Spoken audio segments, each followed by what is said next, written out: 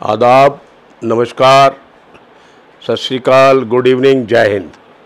पेशे खिदमत है हफ्ताभर प्रोग्राम हमें भी है कुछ कहना। जैसे आप लोगों को शायद याद हो कि पिछले हफ्ते जब हमने ये प्रोग्राम किया तब हम जिस मौजू पे बोलना चाहते थे उस मौजू पे हम नहीं बोल सके। आज हम उसी मौजू पे बात करेंगे जिसके हम पिछले हफ्ते करना चाहते थे। आज का हमारा मौजू बहुत ही अलग है, मुख्तलिफ है। आज हम बात करेंगे उर्दू की, उर्दू अदब की, उर्दू ज़ुबान की। उर्दू अदब की कह रहा हूँ, उर्दू ज़ुबान की कह रहा हूँ मैं, ना कि इस्लाम की कह रहा हूँ। ये जहन में रखिए सब। लेकिन ये करने से पहले एक बात हम ज़रूर पंजाब के वज़ीर आला सर भगवंत सिंह मान साहब को मुबारकबाद देना चाहेंगे कि जो उन्होंने नौकरियों का सिलसिला जारी किया है, रिक्रूटमेंट हो रही है मुख्तलिफ महकमों में। बहुत अच्छा काम कर रहे हैं मान साहब, इसके लिए आपको मुबारकबाद देनी चाहिए। एक मुबारकबाद आपको और बनती है कि आप बेसिकली एक आर्टिस्ट हैं, एक फ़नकार हैं, कलाकार हैं। तो फ़नकार और कलाकार बहुत ही लार्ज हार्टेड होता है और वो हर एक का ध्यान रखता है, इसमें कोई शक नहीं। आप हमारे जो मीडिया है, चाहे वो इलेक्ट्रॉनिक मीडिया है, चाहे वो प्रिंट मीडिया है, उसका बहुत अच्छे से ध्यान रखते हैं।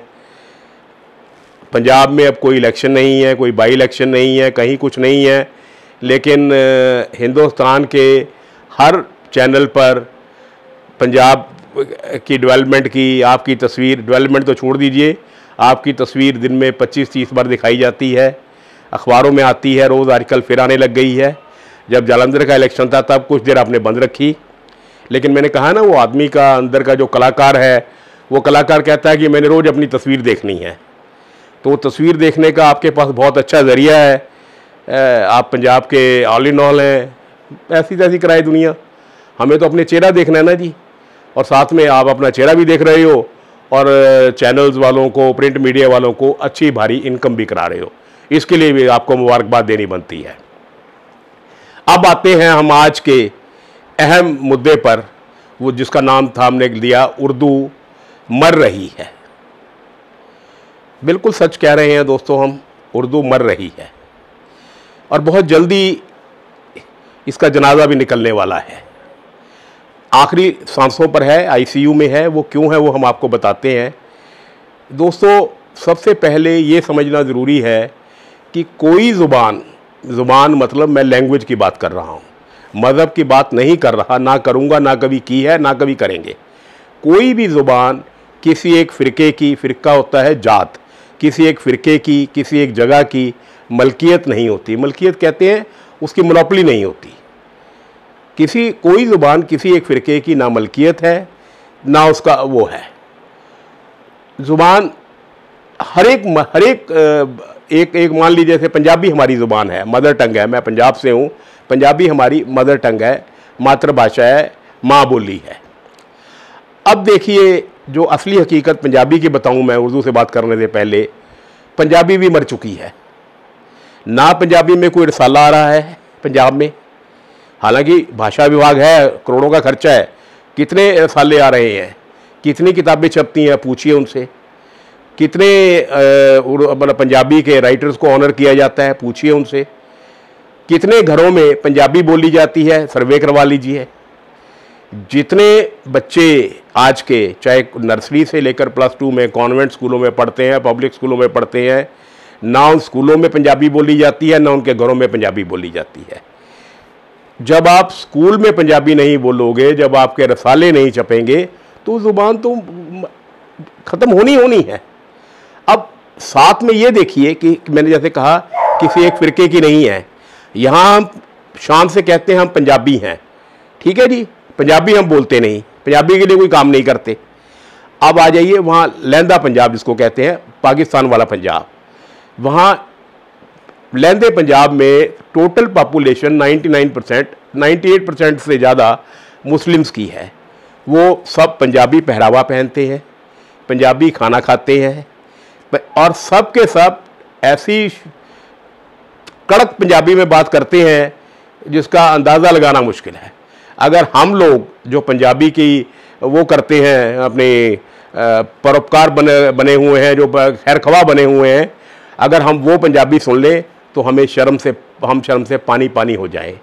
वहाँ आज भी पंजाबी में शायरी हो रही है। मुझे याद है एक बार खुशवंत सिंह मरहूम खुशवंत सिंह साहब ने एक आर्टिकल लिखा था पंजाब में, उधर के पंजाब में पंजाबी शायरी के बारे में।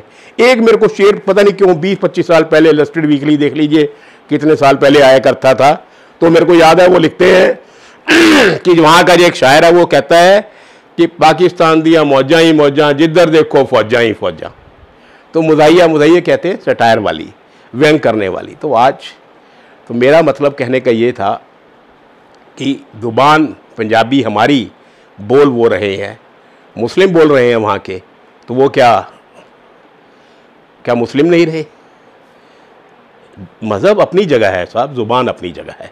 अब आ जाइए उर्दू की तरफ। उर्दू हमारे देश में ख़त्म होने के पर आ गई है और 10 साल में इसका जनाजा निकल जाएगा बड़े शान शौकत से, और इसका जनाजा निकालने वाले हम लोग ही होंगे। देखिए दोस्तों, एक मेरा अपना मानना है, हो सकता है मेरी बात पे आप सहमत ना हो, बिल्कुल हो सकता है और होना भी चाहिए। मैं हमेशा ये मानता हूँ कि जैसे हिंदुस्तान में हमारे देश में गंगा है, गंगा एक नदी नहीं है सर, गंगा एक नदी नहीं है दोस्तों, गंगा एक तहज़ीब है, गंगा एक पहचान है हिंदुस्तान की। गंगा है तो हिंदुस्तान है, ये मेरा अपना मानना है। ऐसे ही मैं कहता हूँ कि उर्दू भी हिंदुस्तान की पहचान है, उर्दू भी एक हिंदुस्तान की संस्कृति है, उर्दू भी एक हमारी विरासत है। अगर उर्दू है तो हिंदुस्तान है, तो इस उर्दू को नहीं मरना चाहिए। अच्छा, अब होता क्या है, देखिए ये कहा जाता है कि एक फ़िरके की बात कर रहा हूँ मैं। अब उर्दू में लोग ये सोचते हैं कि अगर कोई मुस्लिम बोले तो वो उर्दू है, अगर कोई हिंदू या सिख बोले तो वो नहीं बोल सकता जी। अब आप पुराने टाइमों में देख लीजिए, कृष्ण बिहारी नूर, फिराक गोरखपुरी साहब हैं जी, मुंशी प्रेमचंद जी, राजेंद्र सिंह बेदी, डॉक्टर गोपीचंद नारंग, कंवर महेंद्र सिंह, ये सब कौन थे और कितना काम इन्होंने उर्दू के लिए किया? तो क्या ये सब मुस्लिम हो गए? बिल्कुल नहीं। जितना काम उर्दू का नॉन मुस्लिम ने किया है उतना शायद मुस्लिम ने नहीं किया। अच्छा, आज के दौर में आ जाइए।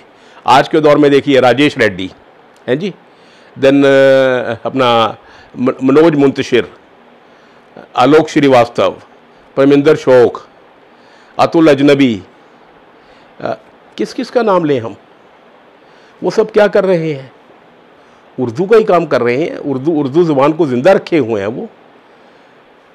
तो ये बहुत बड़ा एक, मैं कहूँगा इससे बड़ा कोई गुनाह नहीं हो सकता अगर हम लोग, हमारे रहनुमा, हमारे जो हैं कंट्री के जो सब ऑल इन ऑल होते हैं, वो ये कहें कि उर्दू तो एक पर्टिकुलर फ़िरके की ज़ुबान है। गलत है सर ये। अब हमने ये मौजू क्यों चुना मैं आप बताता हूँ। ज़ुबान ज़िंदा रहती है 2-3 तरीके से। उसका लिटरेचर छपे, बच्चों को पढ़ाया जाए, फिल्मों में जैसे पहले शकील साहब थे, साहिर साहब थे, कैफ़ी साहब थे, वो क्या गज़ब की शायरी की थी उन्हें उर्दू की। जो एक उर्दू, अगर उर्दू में आप गज़ल कहते हैं और वो कोई अच्छा सिंगर गाता है, जैसे जगजीत ने इतनी गज़ल गाई है, वो कोने कोने में उर्दू ज़िंदा कर दी उसने, हिंदुस्तान के रेशे रेशे में वो उर्दू पहुंचा गया बंदा। तो ये तरीके होते हैं। आज ना कोई रसाला छप रहा है, स्कूलों में कहाँ पढ़ाई जा रही है, मदरसों में पढ़ाई जा रही है। तो मदरसों से तो कोई उर्दू की तरक्की नहीं हो सकती ना सर। किस स्टेट में? बिहार में सेकंड लैंग्वेज है और दिल्ली में नहीं है, पंजाब में नहीं है, यूपी में नहीं है, हिमाचल में नहीं है। क्यों नहीं है सर? गुनाह ज़ुबान ने नहीं किया, गुनाह हम लोग कर रहे हैं उस ज़ुबान को ख़त्म करके। अच्छा, अब आप, मैंने तो बताया एक तरीका है रसालों के द्वारा, लिटरेचर के द्वारा, या मुशायरों में, कवि सम्मेलनों में ये ज़ुबान ऐसे ज़िंदा रहती है। या फिर जैसे मैंने कवि सम्मेलन कहा, मुशायरे कहे। अब मुशायरे भी पंजाब में कहाँ हो रहे हैं? जब से अपना कंवर महेंद्र सिंह जी पंजाब से छोड़ के दिल्ली आ गए उम्र की वजह से, उसके बाद, या डॉक्टर केवल धीर को सलाम करता हूँ सर। उन्होंने 40 साल मुसलसल लुधियाना में बहुत कमाल के मुशायरे करवाए। वो ठीक है, उनको सरपरस्ती हासिल थी मंजाल साहब की, हीरो होंडा वाले, हीरो साइकिल वाले। वो बहुत ही उर्दू के कायल थे, उर्दू के मुरीद थे, तो वो खुले दिल से फंडिंग किया करते थे। अब मंजाल साहब चले गए और केवल धीर साहब की उम्र हो गई तो वहाँ भी बंद हो गए। अब पंजाब में जहाँ उर्दू का जन्म हुआ, जहाँ उर्दू बड़ी हुई, अब पंजाब में कहाँ मुशायरे होते हैं सर। अब मैं पटियाले पे आता हूँ, हमारी तंजीम जो महक कल्चरल फॉर्म है, हम 24 साल से ये उर्दू को ज़िंदा रखे हुए हैं। मैं मज़हब की बात नहीं कर रहा, ज़ुबान की बात कर रहा हूँ, हम वो ज़िंदा रखे हुए हैं। तो उससे पहले भी यहाँ मुशायरे नहीं हुए, और मैं दावे के साथ कह सकता हूँ कि जब हम चले जाएंगे, हम ये सिलसिला बंद करेंगे, तो उसके बाद भी नहीं होने वाले।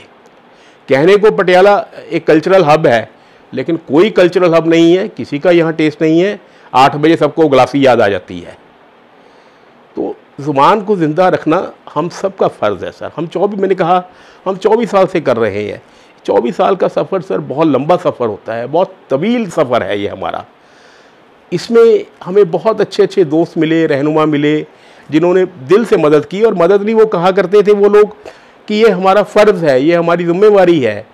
वो कहा करते थे हमें कि एहसान तो डॉक्टर साहब आप कर रहे हो ये ज़ुबान को ज़िंदा रख के। उनमें आलम साहब का नाम मैं सबसे पहले लूँगा, जो अब नहीं रहे, अल्लाह को प्यारे हो गए। फिर सिद्दीकी साहब, सोही साहब, गिल साहब, हारून वर्मा, फिर वो मेरा दोस्त दिनेश, मेरा बैचमेट, ये सब लोग थे जो बहुत मदद किया करते थे और कभी एहसान नहीं किया करते थे।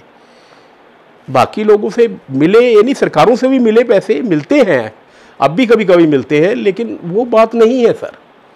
अब तो जो देता है तो ये सोच के दे रहा है भी चल यार आया है, सारा दफ़ा कर कुछ दे दें। अब तो इतनी मतलब आदत पड़ गई सब, बेइज्जती की इज़्ज़त होती है तो वो बुरी लगती है, बेइज्जती नहीं बुरी लगती सर। वो भी हम करने को तैयार हैं, लेकिन अब वो बात नहीं है सर। तो मैं आज इस मुख्तलिफ सी टॉक के बाद, टॉक के अंदर ही आप सबसे हाथ जोड़ के ये मेरी गुजारिश है क्राउड फंडिंग के लिए। It's a crowd funding. मैं नहीं पता, मुझको नहीं पता कि क्राउड फंडिंग क्या होती है, मैंने सुना अपने पोते से, इसलिए मैं क्राउड फंडिंग कह रहा हूँ। जितने भी लोग इस छोटी सी टॉक को देखें, टॉक शो को देखें, बेशक वो उर्दू से प्यार ना करते हों, बेशक वो मदद ना करना, मैं नहीं कह रहा आप मदद कीजिए, आपका दिल चाहे तो कीजिए, नहीं करना तो कोई बात नहीं सर। आपका ज़मीर है, आपकी पॉकेट है, अगर अफोर्ड कर सकते हो तो कीजिए। अगर आप चाहते हैं लोग कि हम ये सिलसिला जारी रखें तो कीजिए, नहीं तो इस साल करेंगे हम, और इस साल हमारा 25वां साल हो जाएगा, इस साल करेंगे, उसके बाद खुदा हाफिज़ कह देंगे सर। हमारी भी मजबूरी है। अब 2-3 हैं, और अभी भी तेजवीर सिंह साहब हैं, शौकत साहब हैं, और अवतार सिंह अरोड़ा साहब हैं, और मंडेर साहब हैं, ये करते हैं मदद, लेकिन कितनी देर कर पाएंगे जब तक ये क्राउड, जो आवाम, एटलीस्ट जो लोग आते हैं मुशायरा सुनने, या जो लोग चैनल पे देखते हैं, मुख्तलिफ चैनल्स पे देखते हैं, उनकी ज़िम्मेवारी बनती है यार। ऐसे मत करो, ज़ुबान को मत मारो यार, बहुत बड़ा आप गुनाह कर रहे हो। तो मैं ये कह रहा था, एक मैं गुजारिश, शायर भी आज के इस ज़ुबान को मारने पे तुले हुए हैं। अब होता क्या है, मैं अपने 24 साल के तजुर्बे से बताता हूँ। एक शायर को हमने, मान लीजिए एक शायर है, एक उसका नाम ए लगते हैं, हमने उससे बात की, कहा भाई फ़लानी तारीख को हमारा मुशायरा आप आइए, वो हाँ ज़रूर आएंगे जी। मान लीजिए उनको 20,000 उनका ऑनरेरियम या वो फिक्स हुआ। तो मुशायरे से 3-4 दिन पहले हमें पता लगता है, कार्ड छप चुके हैं, कार्ड में उस साहब का नाम भी होता है, तो 3-4 दिन पहले हमें पता लगता है कि वो शायर साहब तो पटना या मद्रास मुशायरे में शिरकत कर रहे हैं उस दिन। तो वो क्यों कर रहे हैं? क्योंकि हम 20 दे रहे हैं, वो 30 दे रहे हैं। तो शायरों ने भी अब मंडी बना रखी है सर। जैसे सब्ज़ी मंडी होती है ना, ऐसे सब्ज़ी मंडी में शायर बिकने लग गए हैं। उनको कोई मतलब नहीं उर्दू अदब से, उन्होंने तो आके अपना कलाम पढ़ के अपने पैसे से, लिफाफे से मतलब है। चाहे वो मुशायरा आप शमशान घाट में करा लीजिए, वो वहाँ भी आ जाएंगे। तो थोड़ी सी मेरी गुजारिश शायरों के है। जैसे मेरे को याद आया, जलीस भाई थे, जलीस शेरवानी साहब, क्या खान आदमी, पठान आदमी था यार। और ये हसन कमाल साहब, हिंदुस्तान के सबसे बड़े अदीब, इन्होंने आज तक नहीं पूछा, ना वहाँ जाके बात की कि भी क्या दिया क्या लिया, कभी नहीं पूछते सर। मैं नहीं कहता, आप लोगों के भी पेट लगे हुए हैं, आप लोगों ने भी रोज़ी रोटी है ये, लेकिन कहीं ना कहीं तो आप ज़ुबान का एहतराम कीजिए। आपको लगता हो जहाँ भी ज़ुबान की बात हो रही है वहाँ थोड़ा सा आपको भी उस चीज़ को महसूस करना चाहिए और कंसर्न कर थोड़ा सा एहसास होना चाहिए। आप लोगों से गुजारिश ये है कि जो भी आप में से देखे, बेशक वो ना दे, उसकी मर्ज़ी, हम उसका भी शुक्रिया अदा करेंगे अगर कोई नहीं दे रहा, लेकिन एक हाथ जोड़ के रिक्वेस्ट ये कर रहे हैं कि जो भी देखता है कम से कम इस वीडियो को आगे 100 बंदों को ज़रूर भेजें। ये हमारी गुजारिश ज़रूर कबूल फरमाइएगा। जाते जाते एक दाग साहब, हिंदुस्तान के बहुत बड़े शायर दाग देलवी साहब का, क्योंकि उर्दू की बात की है तो उर्दू पे एक शेर ज़रूर सुनाता चलूँ इजाज़त लेने से पहले। उर्दू है जिसका नाम हम ही जानते हैं दाग, उर्दू है जिसका नाम हम ही जानते हैं दाग, सारे जहां में धूम हमारी ज़ुबान की है। बहुत बहुत शुक्रिया। खुदा हाफ़िज़।